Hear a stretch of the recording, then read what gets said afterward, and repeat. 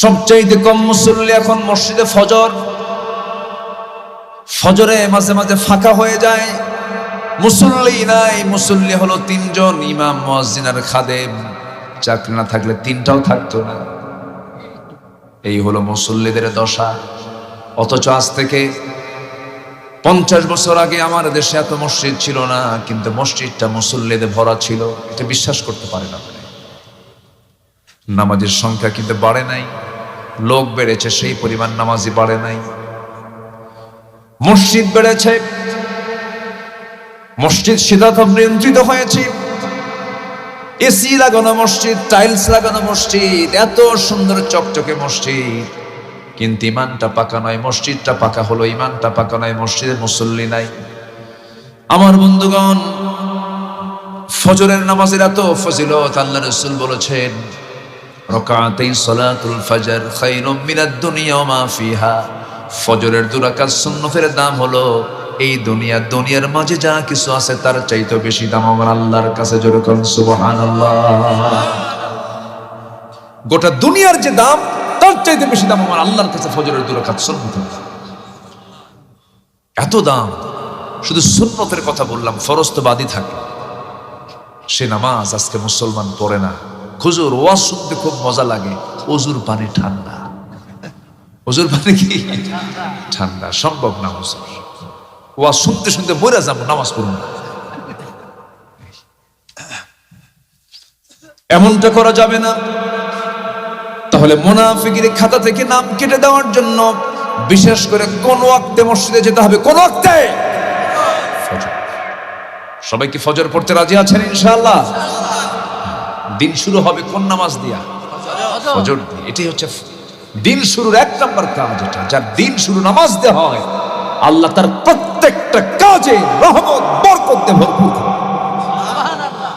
নামাজ সম্ভালকির মসজিদ তুমি আল্লাহ ফজর নামাজের মুসল্লি দিয়ে ভরপুর করে দাও। যদি বলি আল্লাহুম্মা আমিন। আমার ভাইয়েরা, একটু কান লাগাবেন, মনোযোগ দিয়ে শুনবেন। দোয়া কবুল হবে না, ইবাদত কবুল হবে না। 10টা অপকর্ম থাকলে পরে নাম্বার 1 হলো মুনাফিকি। বাদ দেব আমরা। মুনাফিকি করা যাবে না। আমার নবীর যুগেও মুনাফিক ছিল, নবীর পিছনে ইক্তেদা করেছে, চোখের পানি ফেলে ফেলে নবীর ওয়াজগুলো শুনছে, নবীর পিছনে ইক্তেদা করেছে, নবীর পিছনেই দাঁড়িয়েছে। কিন্তু এই মুনাফিককে নামাজি চেনা যায় নাই, এই মুনাফিককে দান সদকায়ে চেনা যায় নাই, এই মুনাফিককে চেনা গেছে হলো জিহাদের ময়দানে। জিহাদের ময়দানে ছিল না, জিহাদের ময়দানে সে পৃষ্ঠ প্রদর্শন করে চলে আসছে। নবীর বিরুদ্ধে বিভিন্ন ষড়যন্ত্র করেছে, দিনকে নিভিয়ে দেওয়ার জন্য বহু ষড়যন্ত্র করেছে। একজন মুনাফিক নবীর জীবদ্দশায় দুনিয়া থেকে বিদায় নিয়ে নিল। ওই মুনাফিকের একজন সন্তান ছিল আমার নবীর প্রিয় সাহাবী। আমার নবীর কাছে এসে বলছেন, ইয়া রাসূলুল্লাহ, মুনাফিক তো আমার বাবা যদিও মুনাফিক, কিন্তু আমার তো জন্মদানকারী পিতা। হুজুর, আমার বাপ ভালো মানুষ না, আমি জানি। আমার বাপ তো দুনিয়া থেকে বিদায় নিয়েছে। আমার বাবা আমার সাথে আর কোনোদিন তার দেখা হবে না। আমার বাপকে আমি বিদায় জানায় দেব। আমি জানি আমার বাপ খারাপ মানুষ, কিন্তু আপনার কাছে একটা আমার আরজি থাকলো, একটা অনুরোধ থাকবে। সেটা কি? বলো, কি বলতে চাও বলো। বলছেন, ইয়া রাসূলুল্লাহ, আমার বাবার কাফনের কাপড় হিসাবে আমি আপনার একটা জুব্বা চাই, আপনি আমাকে একটা জুব্বা দিবেন। আমার নবীজি মানা করলেন না। রাসূল বলছেন, যাও নিয়ে যাও।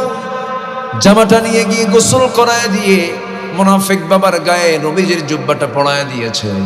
কিছুক্ষণ পরে এসে বলছে, ইয়া রাসূলুল্লাহ, আমি জানি আমার বাপ খারাপ মানুষ, আমার বাপ মুনাফিক, কিন্তু আমার তো জন্মদানকারী পিতা।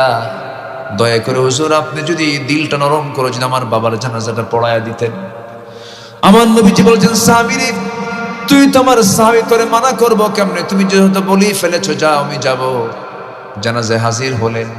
ওমরে ফারুক রাদিয়াল্লাহু আনহু বলছেন, ইয়া রাসূলুল্লাহ, আপনি একজন মুনাফিকের জানাজা কেমন করে পড়ান? এটা কেমন করে সম্ভব হয়? আমার নবীজি এবার বলছেন, ওমর, আমাকে বাধা দিও না, জানাজা পড়তে দাও। আমার সাহাবী সে বারবার আমাকে বলছে, আমি কেমন করে মানা করি?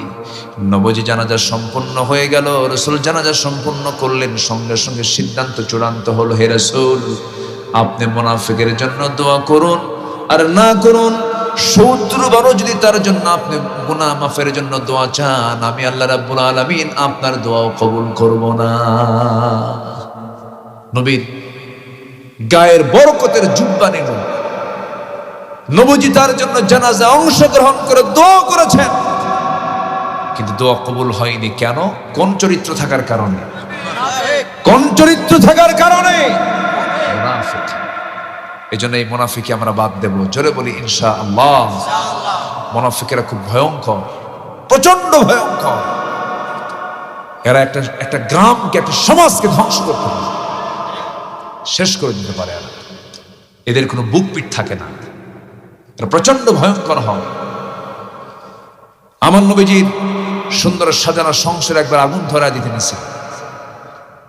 কি ষড়যন্ত্র করেছিল! আমার নবীজি কোন এক অভিযান থেকে ফিরে আসতেছিলেন মদিনার দিকে।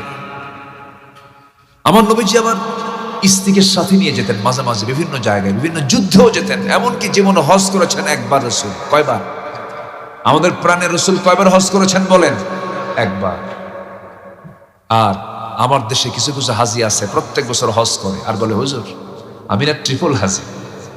আমি কি হাজি? ট্রিপল হাজি। আমি 27 বার হজ করছি। তুমি কতবার? 13 বার। আরে হলো নাকি? আমার সাথে পারবা তুমি? দেখছো? অথচ পৃথিবীর সেরা মানুষ মুহাম্মদ সাল্লাল্লাহু আলাইহি ওয়াসাল্লাম তিনি হজ করেছেন কয়বার? একবার। একা না বউ সাথে? বউ সহ, স্ত্রী সহ আমার নবীজি হজে গিয়েছেন। অতএব যারা হজে যাবেন, স্ত্রী সহ হজে যাওয়া নবীর সুন্নাত। আমার মায়েরা খুব খুশি হচ্ছে, ভালো করে ওখানে বুড়া কথা শুনবে। বউর সাথে নিয়ে যাও, সুন্নাহ এটা। রাসূল স্ত্রীকে সাথে নিয়ে গেছেন। বউর সাথে থাকলে অনেক সেফ, অনেক দেখবেন ওখানে হজে গেলে, যারা হজে গেছেন তারা টের পাইছে। বউর সাথে থাকলে সুবিধা না? ভালো না? অনেক সেফ সেখানে। কারণ হজের কাছে নারী পুরুষ কিন্তু একসাথে তওয়াফ করতে হয়। পর্দার পরিবেশ আছে, ঠিক আছে, মদিনায় কিন্তু পর্দার সেপারেশন আছে। কিন্তু এখানে যে একটা জায়গা, আল্লাহর যে একটা ঘর, চতুর্দিকে তওয়াফ মাতাফ, উপায় নেই। বউটার সাথে থাকলে ভালো হবে। কি কথা কি বুঝতেছেন আপনারা?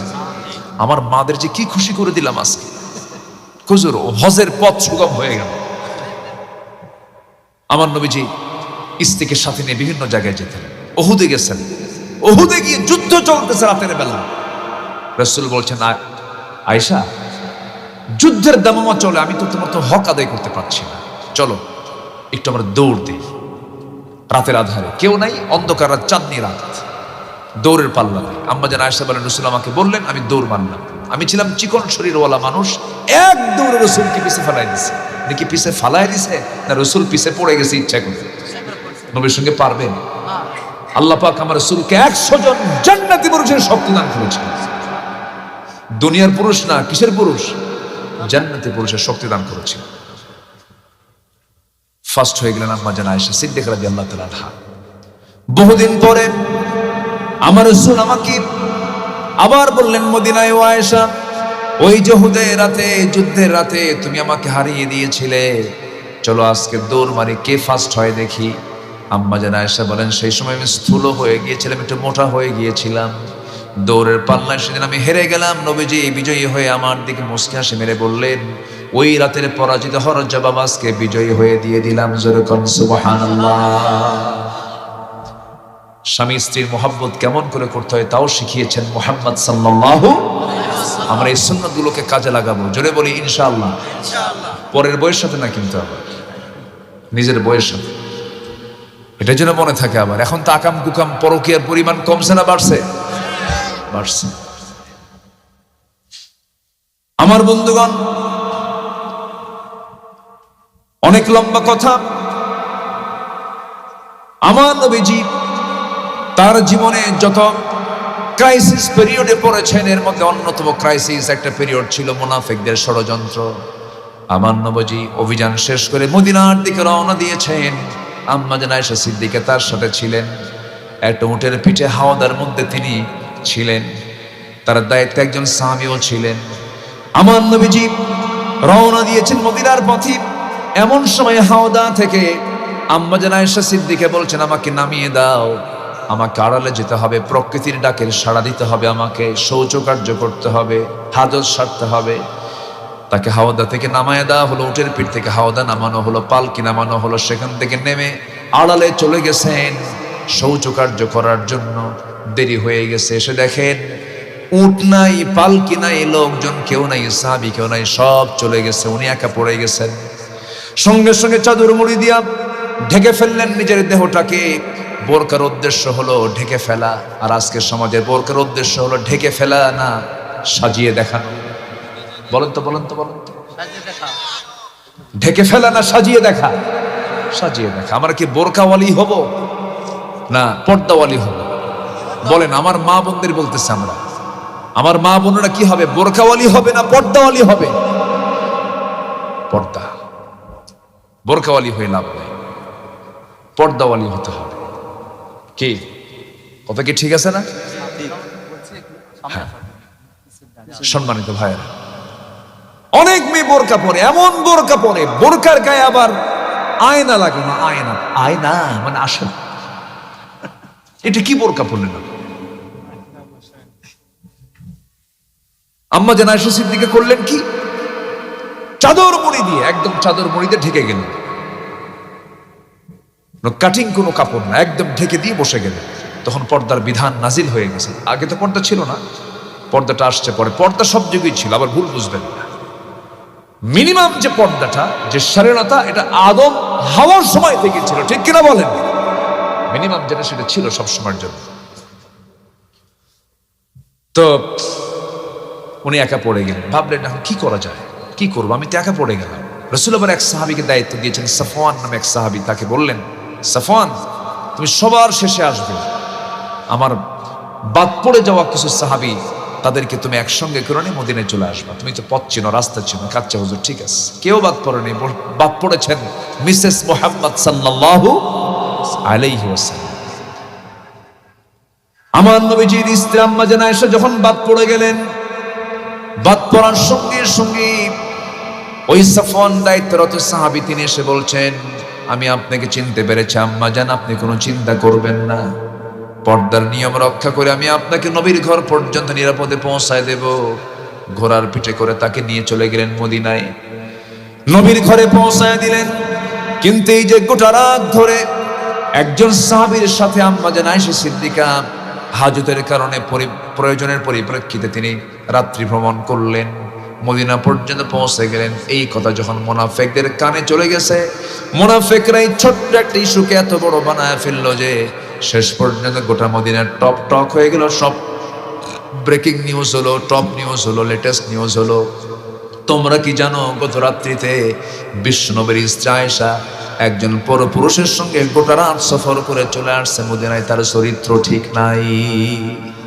যেরকম নাউজুবিল্লাহ, আর যেরকম নাউজুবিল্লাহ। তাহলে এই সমস্ত যারা কাজ করে তারা কি বলেন তো, বলেন তারা কি, তারা কি, তারা কি? মুনাফিক। এটা স্বভাব, এটা মুনাফিকদের কি স্বভাব। আমার নবীজির কানে নিউজটা চলে গেল, নবীজি শোনার সঙ্গে সঙ্গে তার মনটা মরে গেল, চেহারা ফ্যাকাশে হয়ে গেল। বইয়ের বিরুদ্ধে যদি এমন কোনো কথা স্বামীর কানে চলে যায়, মন তো খারাপ হওয়াটাই স্বাভাবিক। আমার নবীজি মন মরা হয়ে গেলেন, ঘরের মধ্যে ঢুকে বলছেন, আয়েশা, আমি তোমাকে দারুণ ভালোবাসি, তবে কিছু কথা আমার কানকে ভারী করে দিচ্ছে। আমার কাছে মনে হচ্ছে এই সময় তোমার আমার কাছে না থেকে তোমার মার বাড়িতে যাওয়া উচিত। এমন কথা শোনার সঙ্গে সঙ্গে আম্মা জান আয়েশা যেন আকাশ থেকে ভেঙে পড়লেন। কারণ মেয়েদেরকে মানায় বিয়ের পরে বাবার বাড়ি না স্বামীর বাড়ি? বলেন, কার বাড়ি মানায়? স্বামীর বাড়ি মানায়। আমার বন্ধুগণ, আম্মা জান আয়েশা সিদ্দিকা বলছেন, ইয়া রাসূলুল্লাহি, আপনার সঙ্গে আমার যে পরিচয় স্বামী স্ত্রী, তবে তার চাইতে বড় বিষয় হলো আপনি আল্লাহর রাসূল। আপনি যেহেতু আমাকে অর্ডার করেছেন, কোনো ক্রমেই আমি লঙ্ঘন করতে পারবো না, আমি যেতে বাধ্য। আমি আমার মার বাড়িতে চলে গেলাম, ইয়া রাসূলুল্লাহ, তবে আমার যে বিয়ের সিদ্ধান্ত দুনিয়ার কেউ দেয় নাই, আমার বিয়ের ফয়সালা যেহেতু আসমান থেকে এসেছে, সে আসমানের মালিক মহান রব্বুল আলামিনের কাছে আমি সাহায্য চাই। এই কথা বলে চলে গেলেন মায়ের বাড়িতে। আমার বন্ধুগণ, রাসূল যদি গায়েব জানতেন তাহলে বলতেন আয়েশা, যা শুনলে সব মিথ্যা কথা, বানোয়াট কথা, তুমি আমার বাড়িতেই থাকবে। এই ইতিহাস যদি পর্যালোচনা করি, নিশ্চিত আমরা বলতে পারি পৃথিবীর কোন মানুষ গায়েবের মালিক নয়, গায়েবের মালিক একজন, তিনি আমার কে। আর আমার দেশের কিছু পীররা গায়েব জানে, তোমার এটা হবে, তোমার এটা হবে, বাচ্চা হবে 3 বছর পর, এগুলো বলে না। দুষ্ট এগুলো।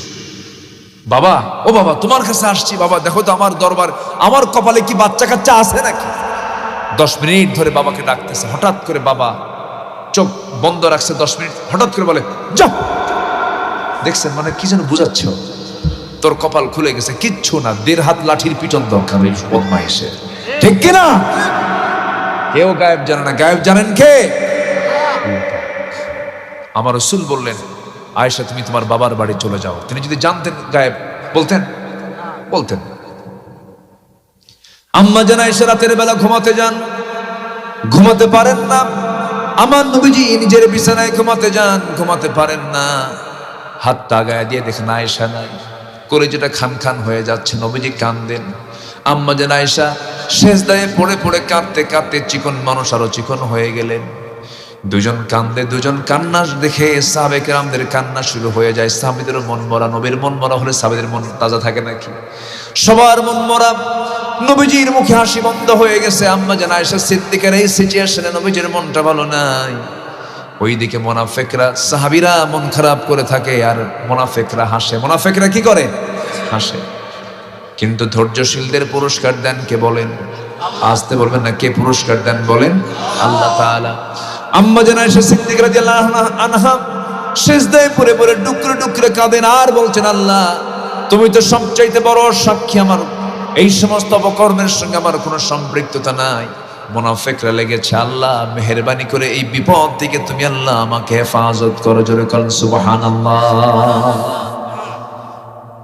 40 দিন পার হয়ে গেল। সময় কিছুদিন যাওয়ার পরে আমার নবীর কাছে ওহী নাযিল হলো, হে রাসূল, আয়েশাকে নিয়ে যে কথা চলতেছে সম্পূর্ণ মিথ্যা, ভিত্তিহীন। ইন্নাল্লাযীনা জাউ বিল ইফকি উসবাতুম মিনকুম। কোনো টেনশন নাই, আপনি আপনার স্ত্রীকে আপনার ঘরে নিয়ে আসুন। নবীর আনন্দ দেখে কে? আমার নবীজি দৌড় মেরে শ্বশুর বাড়ি গিয়ে বলছে, আয়েশা তুমি কোথায়? খুঁজো, ডেকেও পাচ্ছেন না, অভিমান করে আছেন। মেয়েদের মতো অভিমান আছে না নেই বলেন? মেয়েদের স্বভাবগত দিক সোজা না বাঁকা? এত আস্তে আস্তে মানে সবারটা সোজা মনে হয়, বাপ সব দেখে মনে হচ্ছে সবার বাড়ির বউ মনে ফেরেশতা। এই সোজা না বাঁকা? আল্লাহ বাঁকা করে যা বানাইছে। কথা কম কয় না বেশি কয়? বলেন বেশি বলে। এটা মাথায় রাখতে হবে। তারা কথা বেশি বলবে, তারা একটু বাঁকামি করবে, এটা তাদের নেচার। এটা মাথায় নিয়ে সংসার করতে হবে। বেগুন কিনছেন, যদি পোকা হয়, পোকাওয়ালা বেগুন যদি বাড়িতে তোলেন, বর্ষার দিনের বেগুন কি ভালো থাকে? তো পোকা হয়, তো পোকা বোঝাও যায় না। নিয়ে গেছেন বটিতে, শুধু কোটা মাত্রই যখন দেখছে বেগুন পোকা, 9টার দিকে ধরেন বেগুন কোটা শুরু করছে, 9টার থেকে শুরু বেগুনের তফসিল একদম বেলা 1টা পর্যন্ত। কি কথা কি বুঝতেছেন আপনারা? আল্লাহ পাক এই নেচার দিয়ে বানাইছে। আপনি শুনবেন, যা আছে কপালে শুনুন, এটা নেচার তাদের। তারা বলবে এক কথা বারবার বলবে, এটা মেয়েদের নেচার। কেন? বাচ্চা মানুষ করতে এক কথা একবার বলা লাগে না বারবার বলা লাগে? বারবার। ছোট বাচ্চা দুধ খায় না, বাবা দুধ খা, বাবা দুধ খা, বাবা ভাত খা, বাবা এটা কর, বাবা সোনা জান, বারবার বলতেছে, কোনো বিরক্তি নাই। আপনি পারবেন? এক বেলা যদি 1.5 বছরের বাচ্চা আপনার করে দিয়ে বলা হয় তুই এক বেলা দেখ, সকাল থেকে দুপুর পর্যন্ত, বলবেন বাবা থামো, বাবা থাম থাম থাম। কি কথা কি বুঝতেছেন? শেষ। ও কয়টা যা আসার খাবে আল্লাহ জানে। এই কাম আমরা পারবো না। এই কাম আল্লাহ পাক নারীকে দেওয়ার জন্য করেছেন। যেরকম সুবহানাল্লাহ। ডিপার্টমেন্টই আলাদা। মন খারাপ করে বসে আছেন আম্মা জান আয়েশা সিদ্দিকা, কোনো কথা কয় না, চুপচাপ। আম্মা জান আয়েশা বলেন, আল্লাহ আমাকে 9টা কারণে শ্রেষ্ঠত্ব দান করেছেন। যেরকম সুবহানাল্লাহ। কয়টা কারণে? 9টা কারণে শ্রেষ্ঠত্ব দান করেছেন। নাম্বার 1 হলো আমি একমাত্র 9 বছরের নববধূ হয়েছি, 13 বছর নবীর ঘরে পদার্পণ করেছি। আমি জিবরাইলকে নিজের চোখে দেখেছি। আমি একমাত্র কুমারী স্ত্রী। আম্মা জান আয়েশা বলেন আরেকটা কারণে শ্রেষ্ঠ, আমি নবীর সঙ্গে একই বিছানায় শুয়ে থাকতাম, একই চাদরের নিচে। আমি থাকা অবস্থায় জিবরিল আমিন ওহী নাজিল করতেন। যেরকম সুবহানাল্লাহ। আমি আয়েশা নিজেকে ভাগ্যবান, ভাগ্যবতী মনে করি। আমার নবীজি আমার শানে বলেছেন, শরীর খাবার যেমন আরবের শ্রেষ্ঠ খাবার, আমার স্ত্রী ভিতরে আমার স্ত্রী আমার আয়েশা আমার কাছে খুব প্রিয়। আমার রাসূল বলেছেন, আমার আয়েশা আমার কাছে খুব শ্রেষ্ঠ একজন স্ত্রী, আমি তাকে খুব ভালোবাসি। আম্মা জান আয়েশা বলেন, আল্লাহ তাআলা আমার শানে আয়াত নাজিল করেছেন, আমার শানে আমাকে লক্ষ্য করে একাধিক আয়াত নাজিল করেছেন। আমি নিজেকে ধন্য মনে করি। আম্মা জান আয়েশা বলেন, আমি নিজেকে ধন্য মনে করি আরেকটা কারণ হলো, আমার নবী যখন দুনিয়া থেকে বিদায় নেবেন, সেই বিদায়ের জায়গাটা অন্য স্ত্রী ঘরে ছিল না। আমি রাসূল, আমি আয়েশা আমার ঘরে রাসূল দুনিয়া থেকে শেষ নিঃশ্বাস ত্যাগ করেছেন। আমার নবীজি আমার উরুতে মাথা রেখে শেষ নিঃশ্বাস ত্যাগ করেছেন। আমি নিজেকে ধন্য মনে করি। আমার নবীজি জীবনের শেষ খাবার খেয়েছেন। আমি আয়েশা আমার মুখের লালা মিসওয়াক আমি দিয়েছি রাসূলকে, চাবায়া চাবা নরম করে দিয়েছি রাসূল। সেই মিসওয়াকটা আগায় লেগে থাকা থুতুগুলো চুষে চুষে পান করে বলছেন, আয়েশা আমি তোমার হক আদায় করার চেষ্টা করলাম। আম্মা জান আয়েশা বলেন, নবীজি আমি আরেকটা কারণে আল্লাহ পাক আমাকে শ্রেষ্ঠত্ব দান করেছেন, সেটা হলো নবীজি দুনিয়া থেকে যখন বিদায় নিলেন, আমার নবীর কবরটা অন্য কোনো ঘরে হয় নাই। আমার নবীর কবরটা আল্লাহ পাক আমার ঘরে ব্যবস্থা করেছেন। যেরকম সুবহানাল্লাহ। আমার নবী যে জায়গায় শুয়ে আছেন এখন, এটা হচ্ছে আম্মা জান আয়েশা সিদ্দিকার ঘর। ওই জায়গাতেই শুয়ে আছেন দুজন সাহাবী, এর মধ্যে একজন আবু বকর সিদ্দিক রাদিয়াল্লাহু তাআলা আনহু। কিন্তু দ্বিতীয় জন আম্মা জান আয়েশা সিদ্দিকার চিন্তা ছিল, আমি যদি মরে যাই আমার কবরটা নবীর পাশে হবে।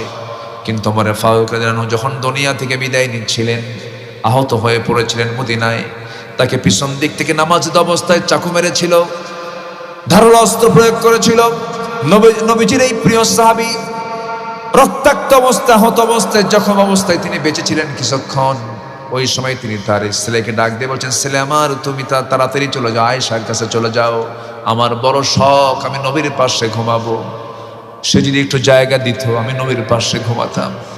এই কথা গিয়ে যখন প্রপোজ করলো, প্রস্তাব যখন দিয়ে দিল, আম্মা জান আয়েশা সিদ্দিকা কাঁদতে কাঁদতে বলছেন, আরে অর্ধ দুনিয়ার শাসনকর্তা ওমরের মতো মানুষ আমার কাছে চাইলেই কি আমি প্রত্যাখ্যান করতে পারি নাকি? আমি আমার জায়গাটুকু ওমরকে দিয়ে দিলাম। যেরকম সুবহানাল্লাহ। নবীর পাশে দুজন সাহাবী, কয়জন সাহাবী বলেন? দুজন সাহাবী শুয়ে আছেন। আল্লাহ পাক আমাকে কয়েক মাস আগে নিয়েছিলেন, বহুবার গিয়েছি। এবার যখন গিয়েছিলাম খুব ভালো লেগেছিল। এবারটা একটু ভিন্ন রকম ছিল। রাত 3টার দিকে ঢুকলাম। রাউদাতুম মিন রিয়াদিল জান্নাহ, রাউদাতুম মিন রিয়াদিল জান্নাহ যখন ঢুকলাম, ঢুকে বেশি সময় পাওয়া যায় না, অল্প সময়ে বের করে দেয়, বেশি থাকার সুযোগ হয় না। সবাই তো সে জায়গায় সবাই যেতে চায়, টাইমটা খুব কম। ভিতরে ঢুকিয়ে ভাবলাম ফজর নামাজটা যদি একটু পড়তে পারতাম। আমার দেশের কিছু প্রবাসী সেখানে আমার সঙ্গে দেখা হলো, চাকরি করে সেই জায়গায়, পরিচ্ছন্নতার কাজ করে। আমার দিকে তাকায় খুব খুশি হয়ে আমাকে জড়িয়ে ধরে বলে, হুজুর আপনি উমরায় আসছেন, খুব খুশি হলাম। বললাম খুশি আরেকটা করতে হবে, কি এই জায়গায় থাকবো বেশিক্ষণ, এই জায়গায় থাকবো বেশিক্ষণ থাকবো, কি ব্যবস্থা করো, আমি আজান নামাজ পর্যন্ত থাকতে চাই। বলতেছে হুজুর দেখি ব্যবস্থা করা যায় কিনা, আমার দেশের প্রবাসী কিছু ওখানে থাকে। ওখানকার বড় অফিসারকে গিয়ে এমন বলছে আমার ব্যাপারে, বুঝলেন, এমন পাম দিচ্ছে, আমার দেশের মানুষ তো তেল মারতে পারে, বুঝলেন না, এমন তেল মারছে।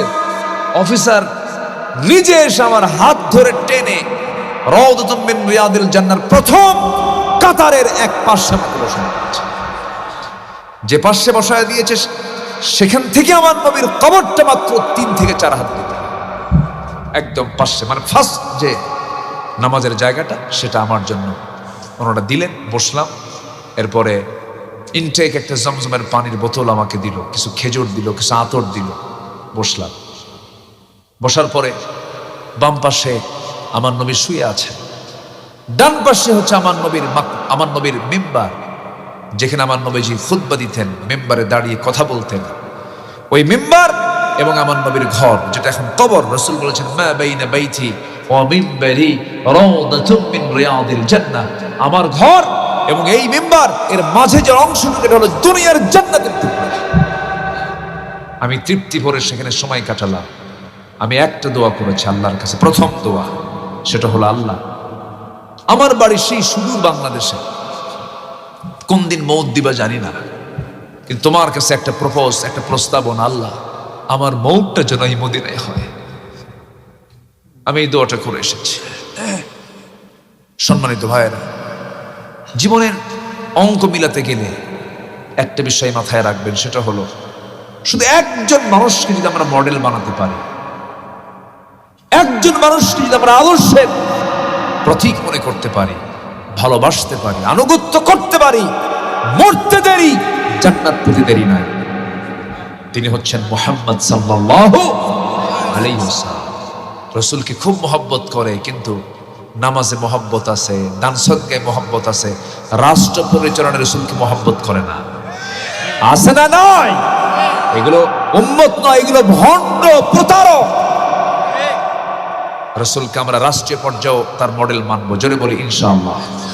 রাসূলকে রাষ্ট্র চালান নাই, বিচার করেন নাই, অতএব রাসূলকে মানবো এক জায়গায় না সব জায়গায়? সব জায়গায়। আম্মা জান আয়েশা সিদ্দিকা বলেন, আমি নিজেকে ধন্য মনে করি, রাসূল আমার সঙ্গে শেষ কথা বলেছেন, আমাকে শেষ হাদিসটা বলে গেছেন। রাসূল বলেছেন, আয়েশা আমি দুনিয়া থেকে বিদায় নিচ্ছি, যে কোনো মুহূর্তে মালাকুল মউত আমার কাছে চলে আসবে, আমি দুনিয়া থেকে বিদায় নেব। ওরে আয়েশা, আমার উম্মতকে বলে দিও, আমার উম্মতরা যেন কখনো 5 ওয়াক্ত নামাজ যেন না ছেড়ে দেয়।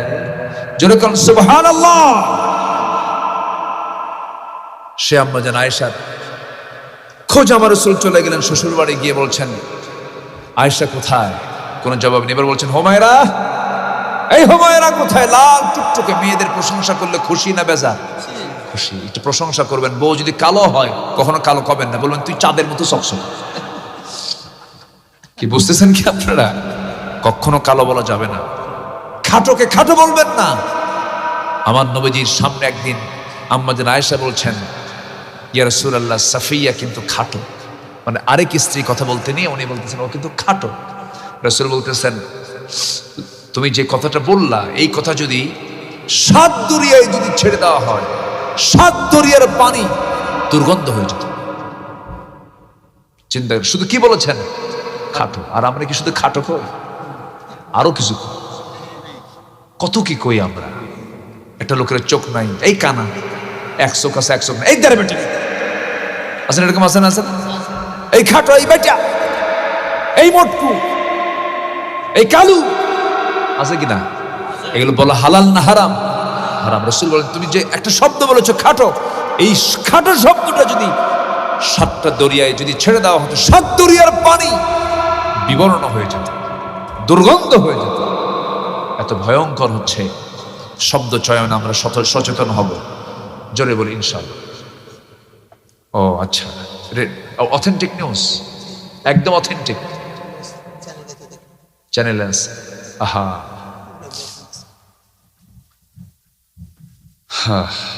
সম্মানিত ভাই, আমি কি কথা বলবো? আলোচনা চালাবো? কেউ তো বাড়ি যাচ্ছেন না, দেখতেছে লক্ষণ তো ভালো না। বাড়ি যাবেন না আপনারা? বাড়িও যাবেন না, তাহলে থাকেন, আমি যাই। এত সুন্দর মানুষ, বলি আলহামদুলিল্লাহ, খুব ভালো। আমার নবীজি বলছেন, আয়েশা, হুমায়রা তুমি কোথায়? ডাক দিলেন, কিন্তু ডাকে সাড়া দিলেন, কিন্তু কথা বলতেছেন না। রাসূল বলছেন, আয়েশা রাগ করছো? আমি ইব্রাহিমের আল্লাহর প্রশংসা করি। কার আল্লাহ? উনি চলে গেছেন কোন নবীর কাছে? বলেন কোন নবীর কাছে? আমি ইব্রাহিমের আল্লাহর প্রশংসা করি। রাসূল বললেন, আয়েশা তোমার রাগ কিন্তু টের পাইছি। দেখেন তাদের রাগটাও ছিল কত বিজ্ঞচিত রাগ, তাই না? কি সুন্দর করে বোঝায় দিল। রাসূল বললেন, আয়েশা চলো, আল্লাহ পাক তোমার সামনে আয়াত নাজিল করেছেন, তুমি নির্দোষ, তোমার কোনো দোষ নেই। কিন্তু এই যে বিশাল সময় ধরে একটা প্যাঁচে একটা গোলক ধাঁধায় ফেলেছিল, কোন চক্র? বলেন কোন চক্র? বলেন মুনাফিক। আল্লাহ পাক মুনাফিকি থেকে আমাদেরকে বাঁচান, আমাদের সমাজকে বাঁচান, আমাদের পরিবারকে বাঁচান, আমাদের রাষ্ট্রকে বাঁচান। জোরে বলি আল্লাহুম্মা আমিন। ধর্মের দোহাই দিয়া ধর্মের বিরুদ্ধে কথা বলে, আছে না? আছে কিনা বলেন? আছে। এক নাম্বার গেল, ইবাদত কবুলের এক নাম্বার অন্তরায় হচ্ছে মুনাফিকি করা। আরো আছে কয়টা? নুরু, ওয়াজ কি শেষ না শুরু? অনেক কথা। সম্মানিত ভাইয়েরা, আমি শুনতে পেলাম আমাদের সর্বক্ষণ একটা ভিতরে একটা ছটফটানি ভাব ছিল। শরীফ ওসমান হাদি এক ক্ষণ জন্ম একজন মানুষ, মাত্র 32 ইয়ার্স, 32 বছর বয়স, 10 মাসের একটা বাচ্চা আছে তার। সে বলেছিল, আমি জানি আমাকে মানুষ মেরেও ফেলতে পারে, আমি যদি মরে যাই আমার সন্তানগুলোকে আপনারা দেখবেন। সে দুনিয়া থেকে কিছুক্ষণ আগে বিদায় নিয়েছে। অথেন্টিক তো? নিউজ কি ঠিক আছে নাকি? আমি তো 1 ঘন্টা আগেও আমি দেখেছি যে এরকম কোনো নিউজ পাইনি, কিন্তু এখন শুনতে পেলাম আমার সাথে যে আসছে সফর সঙ্গে বলতেছে, হুজুর আমি চ্যানেল থেকে নিউজ, একদম অথেন্টিক নিউজ জানতে পারলাম ইন্তেকাল করেছে। নাকি ঠিক আছে নাকি? সম্মানিত ভাইয়েরা, মানুষ মরে যায়, তবে এই হত্যার বদলা অবশ্যই তরুণদের নিতে হবে। তরুণরা শরীফ ওসমান হাদি বুঝিয়ে গেল শত্রু আমাদের কারা। শত্রুকে চিহ্নিত করে এই দেশকে আধিপত্যবাদের কবল থেকে হেফাজত করতে হবে। মুসলমান রাজি আছে? কোন যুবকরা হাত উঁচু করে দেখাও।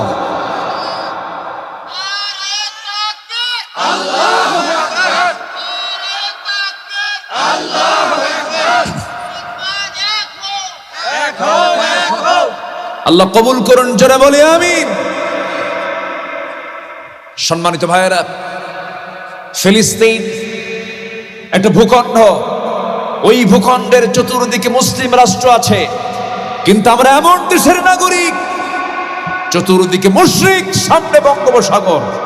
বাঁচতে হলে পিঠ দেখানো যাবে না, বুক দেখিয়ে সামনের দিকে মোকাবেলা করতে হবে। মুসলমান, আল্লাহ এমন চেতনা লালন করার তৌফিক সবাইকে দান করুন, জোরে বলি আমিন।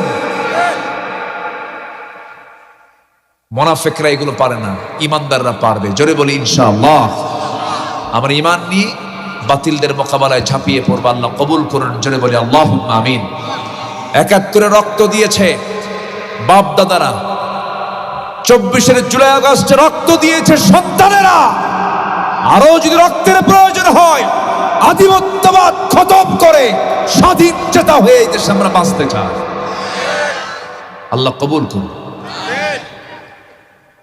একজন তো নথি স্বীকার করে চলেই গেছে, মামু বাড়ি দিল্লি গিয়ে বসে আছে। ওখানে কি বসে আছে শুধু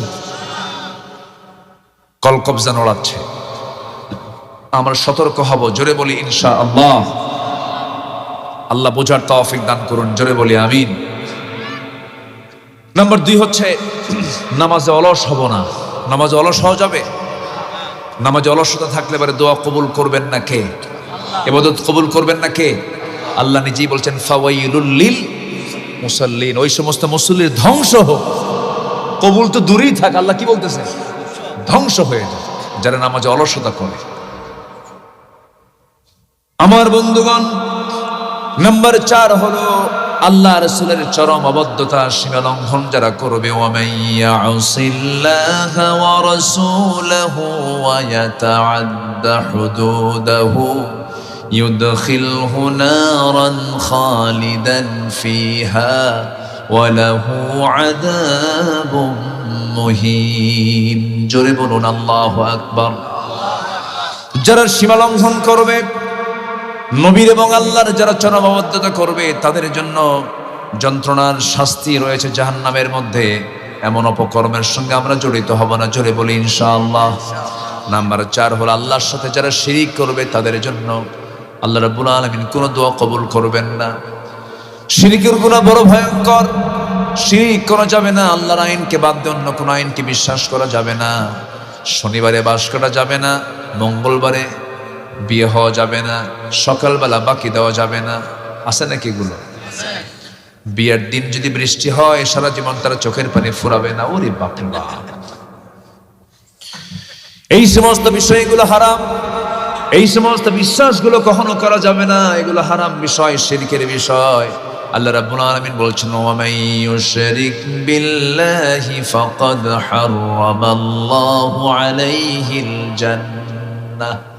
ট্রাক নিয়ে যাচ্ছে, হঠাৎ করে সামনে মাজার পড়ে গেছে, হেল্পার ড্রাইভারকে বলছেন, বস ব্রেক। কি আছে না নাই বলেন তো?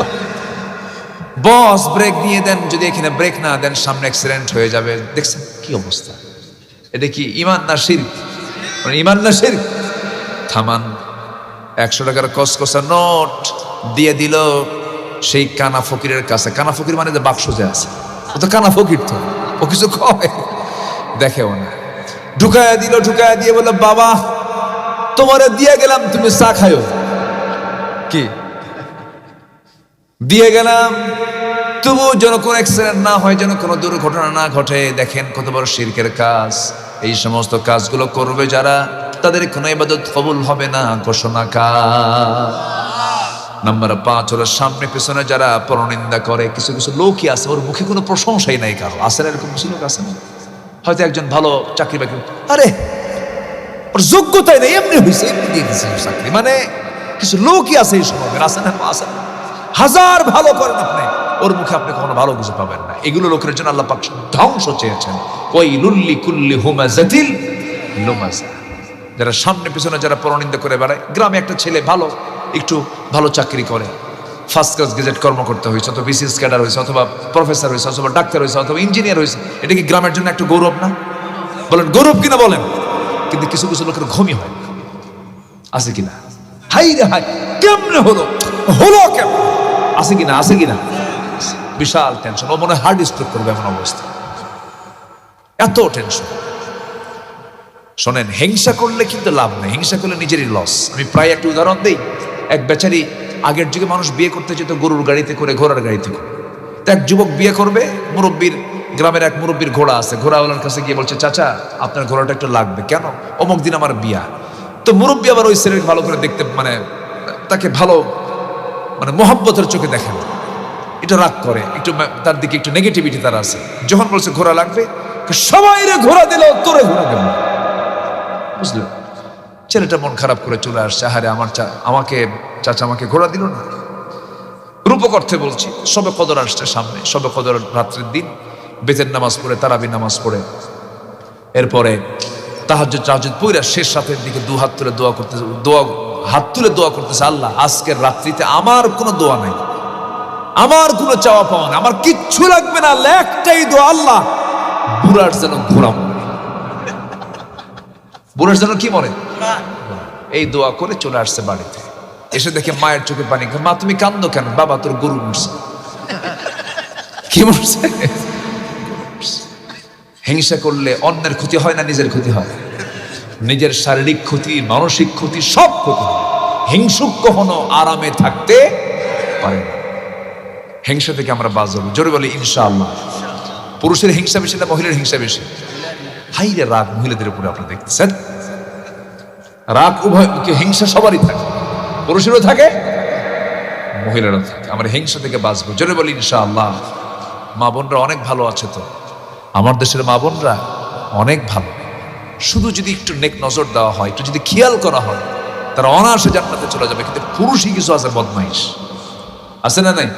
আচ্ছা, কিছু পুরুষই আছে পর্দায় থাকতে দেয় না, বোরকা পড়তে দেয় না, ইসলাম মানতে দেয় না, এমন কিছু নরাধম আছে না নাই? আচ্ছা, বউটাকে বোরকা পড়তে না দিয়ে বউটাকে নিয়ে অর্ধলগ্ন করে সমাজটাকে নোংরা করে, আছে না? আছে না? সমাজ নষ্ট করে। বিয়ের দিন এত নোংরা করে, নিজের বউটাকে সাজায় নিয়ে বিয়ের অনুষ্ঠানে আসে, সবাইকে দেখায় আমার বউ দেখ, এটা জাতীয় সম্পদ, সবাই দেখ। যেরকম নাউজুবিল্লাহ, এরকম বিকৃত রুচির লোক আছে না নাই? শিবগঞ্জের মানুষ খুব ভালো মানুষ। আমি শিবগঞ্জে মানে খুব ঘন ঘন আসতাম আগে, এখন একটু কম আসা হয়। খুব ভালো, আলহামদুলিল্লাহ বলে। ডানপন্থী মানুষ বেশি এখানে, বাম টাম কম। দুই একটা আবুজেল থাকবেই তো, এটা না থাকলে খেলা হবে কেন? থাকবে, ওগুলো থাকা দরকার, দু একটা থাকার দরকার আছে না নাই? খারাপ না থাকলে ভালোর মর্যাদা থাকে, ভালোর গুরুত্ব থাকে। খারাপ দিতে ভালো বোঝা যায়, ভালো দিয়েই খারাপ বোঝা যায়। আবু জেহেল যেখানে রসুল সেখানে। নাম্বার 6 হলো আল্লাহকে ভুলে থাকা এবং মন্দ কাজের আদেশ করা। এটা হচ্ছে আল্লাহর দোয়া কবরের অন্তরায়। আমরা ভালো কাজে থাকবো, জোরে বলি ইনশাআল্লাহ। আল্লাহ রাব্বুল আলামিন বলেন, তাআওয়ানু আলাল বিররি ওয়াত তাকওয়া ওয়া লা তাআওয়ানু আলাল ইসমি ওয়াল উদওয়ান। আল্লাহ রাব্বুল আলামিন বলেন, ভালো কাজে, তাকওয়ার কাজে পরস্পরকে তোমরা সহযোগিতা করো, খারাপ কাজে সহযোগিতা করো না। মুনাফিকরা করে কি? মুনাফিকরা হলো ইয়া'মুরুনা বিল মুনকারি ওয়া ইয়ানহাউনা আনিল মা'রুফ। মুনাফিকরা ভালো কাজে বাধা দেয়, মন্দ কাজে তারা অনুমতি দিয়ে দেয়। মাহফিল বন্ধ করে, সিনেমা হল চালু করে, মাহফিল বন্ধ করে যাত্রার অনুমতি দিয়ে দেয়। করে নাই? 16 বছর করে নাই? এগুলো করে নাই? গোপীনাথের মেলা হয়েছে, ওয়াজ মাহফিল হয় না, ঠিক কিনা? ভাবতেছেন হুজুর খবর জানে না?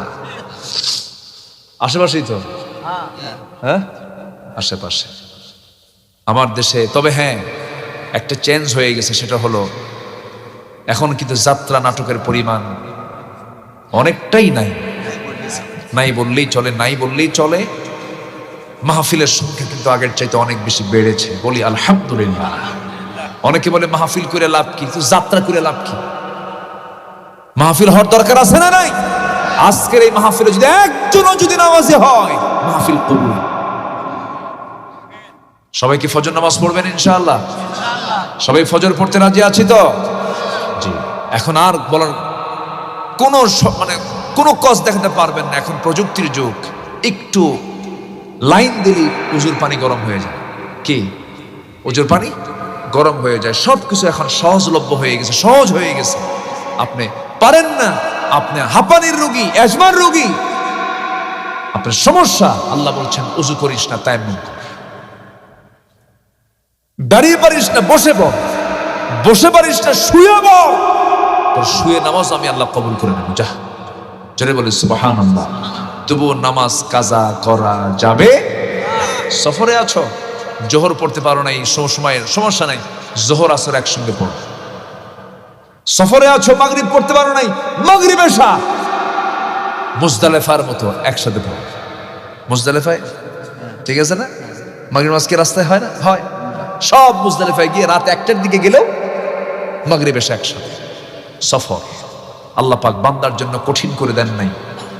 লা ইউকাল্লিফুল্লাহু নাফসান ইল্লা ওয়াসআহা। কষ্ট পাচ্ছেন? নাম্বার 7, অনেক লম্বা কথা ছিল, আমি শর্ট করে নিয়ে আসলাম। শয়তানের যদি পদাঙ্ক অনুসরণ করি, তাহলে কি আমার দোয়া কবুল হবে? শয়তান কয় সুদ খা। সুদ শিবগঞ্জে নাই, মাঝের হট্টেও নাই, আসলে সুদ আছে। শয়তান কি কয়? সুদ খা। আর আল্লাহ কয় কি? সুদ হারাম, এর পাশে যেও না। সুদ খায়া নামাজ পড়লে কি সেই ইবাদত কবুল হবে? হবে না। আমার দেশে বহু নামাজি সুদখোর আছে। সুদখোর কি? নামাজি, নামাজি সুদখোর। তাহলে হজ করে আসলে কি কয়? হাজি। তারপরে কি বুঝতেছেন কি? দান করলে বলে কি? দানবীর। ঠিক আছে না? নেতৃত্ব দিতে বলে জননেতা, জনদরদি, দানবীর, হাজি অমুক। আর যে সুদ খায় তার সঙ্গে যোগ করতে হবে জনদরদি, নামাজি, হাজি, সুদখোর, সলিমুদ্দিন। কি কথা বুঝেন নাই? তাহলে সুদখোরের নাম যদি সুদখোরকে বলে যদি ডাকা হয়, সুদখোর কি খুশি হবে? খুশি হবে না। তাহলে বলুন, আজকের সমাজে যে সুদগুলো চলতেছে, এই সুদের সঙ্গে মুসলমানদের সম্পৃক্ততা আছে না নাই? দোয়া কবুল হবে? হবে। সুদের ভয়ঙ্কর একটা পরিণতি আল্লাহ রাব্বুল আলামিন বান্দার জন্য রেখে দিয়েছেন। সুদের যত গুনাহ আছে, সুদের 70 প্রকার গুনাহ আছে, এর মধ্যে সর্বনিম্ন গুনাহ হলো সেজন্য নিজের মার সঙ্গে জিনা করলো। এত ভয়ঙ্কর অপরাধ, এত ভয়ঙ্কর গুনাহ, এই সুদের কাছাকাছি আমরা কেউ যাব না। আল্লাহ রাব্বুল আলামিন সুদের ব্যাপারে স্পষ্ট ধারণা দিয়ে দিয়েছেন। অনেকে প্যাঁচ লাগান, অনেকে বিভিন্ন ধরনের প্যাঁচ লাগায় বলে সব ব্যাংক এদের সুদ খায় না, সব ব্যাংক সুদ খায় না। আমার বন্ধুগণ, সুদ এবং ব্যবসার মধ্যে বিশাল তফাৎ। আল্লাহ তাআলা দুটো জিনিসকে সেম করতে মানা করেছেন। ধানের বিনিময়ে ধান, এটা হারাম। সোনার বিনিময়ে সোনা, এটা হারাম। এরপরে টাকার বিনিময়ে টাকা, এটা হারাম। তবে হ্যাঁ, টাকার বিনিময়ে সোনা হালাল। কি কথা বুঝতেছেন কি আপনারা? টাকার বিনিময়ে গম হালাল, টাকার বিনিময়ে ইলেকট্রনিক্স সামগ্রী হালাল। টাকা দিয়ে আপনি লেনদেন করবেন, পণ্য সামগ্রী দিয়ে লেনদেন করবেন, সমস্যা নেই, কিন্তু পণ্য পণ্য হবে না, টাকা টাকা হবে না। টাকা পণ্য, পণ্য টাকা, এটা হতে হবে। এটা হলো ব্যবসা। টাকা টাকা হলে সুদ, পণ্য পণ্য হলেও কি সুদ হয়ে যাবে। ধান ধান সুদ হয়ে যাবে। এগুলো করা যাবে না। আল্লাহ তাআলা ব্যবসাকে হালাল করে দিয়েছেন। ব্যবসায় বরকত বেশি না সুদে বরকত বেশি? সুদে বরকত একটু কম, তাই না? কিছু কয় না, সুদে বরকত একটু কম। বরকতই নাই, বলেন কি হবে বলেন? বরকতই নাই। সুদ তো সুদই, ওর আবার বরকত। সুদের ধারে পাশে আমরা যাবো না, জোরে বলি ইনশাআল্লাহ। অনেকে সুদ খায়, আবার কয় কি জানেন? সুদ তো ব্যবসার মতোই ভাই, আছে কিনা? সব এই কথাটাই বলতো আবু জেহেল বলতো সুদ তো ব্যবসার মতোই। যেরকম নাউজুবিল্লাহ, এগুলোর ধারে পাশে আমরা যাবো না। কেউ উঠবেন না এই সময়। উঠলে কিন্তু ভাববো ওই লোকটা সুদ খায়। নাম্বার 8 হলো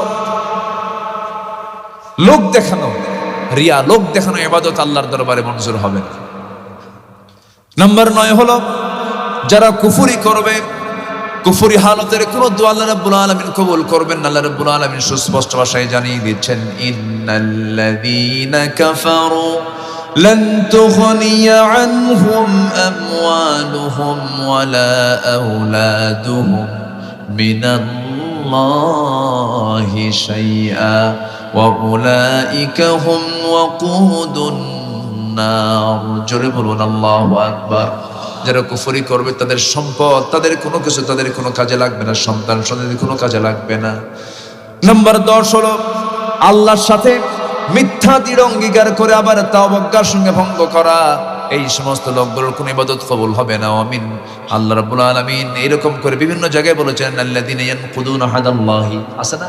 যারা আল্লাহর সঙ্গে ওয়াদা যারা ভঙ্গ করবে, তাদের কোনো ওয়াদা, তাদের কোনো দোয়া আল্লাহ রাব্বুল আলামিনের দরবারে কবুল হবে না।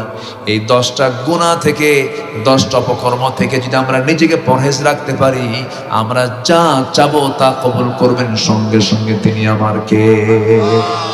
আসতে বলবেন না, তিনি আমার কে? 5 ওয়াক্ত নামাজ পড়বেন কারা কারা? একটু হাত তুলে দেখান দেখি। জোরে বলি ইয়া আল্লাহ, আর জোরে বলি ইয়া আল্লাহ। আমাদেরকে 5 ওয়াক্ত সালাত জামাতের সাথে আদায় করার তৌফিক তুমি আল্লাহ দিয়া দাও। জোরে বলি আমিন, আরো জোরে আমিন, আরো জোরে আমিন। আমার মনটা খুব খারাপ লাগছে এখন। শরীফ ওসমানটা মারাই গেল। আল্লাহ তুমি তার পরিবারকে ধৈর্য ধরার তৌফিক দিয়ে দাও। তার প্রতিটি কথা স্পর্শকাতর, প্রত্যেকটি কথা টাচ, হার্ডে টাচ লাগার মতো কথা। চলে গেল, ফুটন্ত গোলাপের বিদায় হলো। আল্লাহ তুমি তার কবরটাকে জান্নাতের নূর দিয়ে মুনাవ్বার করে দাও। আল্লাহ তুমি তাকে যে ত্যাগ, যে কোরবানি করেছেন, আল্লাহ তুমি আমাদের তার এই চেতনাকে ধরে রেখে যুব সমাজ যেন এই হত্যা থেকে একটা শিক্ষা নিয়ে সামনে যেন কাজে লাগাতে পারে, এই তৌফিক আল্লাহ তুমি দান করো। আমি আর আজকে বেশি লম্বা সময় না নিয়ে যতটুকু বলেছি আমরা বলি আলহামদুলিল্লাহ। জোরে বলি আলহামদুলিল্লাহ। সবাই কি ফজর পড়বেন না ইনশাআল্লাহ? সবার বাড়িতে মা বোন আছে না নাই? মা বোনদের কাছে আমি আরজ রাখবো, মা যেখানেই যান পর্দাটা ছাড়বেন না কখনো। যেখানেই যান নামাজটা ছাড়বেন না কখনো। এক হাত নড়বেন না স্বামীকে না বলে কোথাও। আপনি একা চলবেন, ভুল হয়ে যাবে, মিস্টেক হয়ে যাবে। আনুগত্যটা আল্লাহ পাক ফরজ করে দিয়েছেন স্বামী। কে আনুগত্য করবে? স্বামী নাই স্ত্রী? বলেন কে আনুগত্য করবে? স্ত্রী স্বামীর না স্বামী স্ত্রীর? স্ত্রী স্বামীর আনুগত্য করবে। নেতাকে? স্বামী না বউ? নেতা কে হবে? দুজন নামাজে দাঁড়াবে, ইমাম কে হবে? স্বামী হবে। 3 দিন পর আবার বউ হবে নাকি? এরকম এরকম কোন কন্ডিশন আছে? সমান অধিকার, তুই 3 দিন আমি 3 দিন, নামাজ হবে? হবে না। সারা জীবন ইমাম স্বামী থাকবেন। এই জন্য আমার মা এই 3টা, আরেকটা হচ্ছে পর্দায় থাকবেন। পর্দায় থাকবেন, নামাজ পড়বেন, রোজা রাখবেন, স্বামীকে দাম দিবেন। আল্লাহর 8টা জান্নাত আপনাকে ডাকবে, আসো জান্নাতে আসো। যেরকম সুবহানাল্লাহ। আল্লাহ তুমি মাদেরকে বোঝার তৌফিক দাও।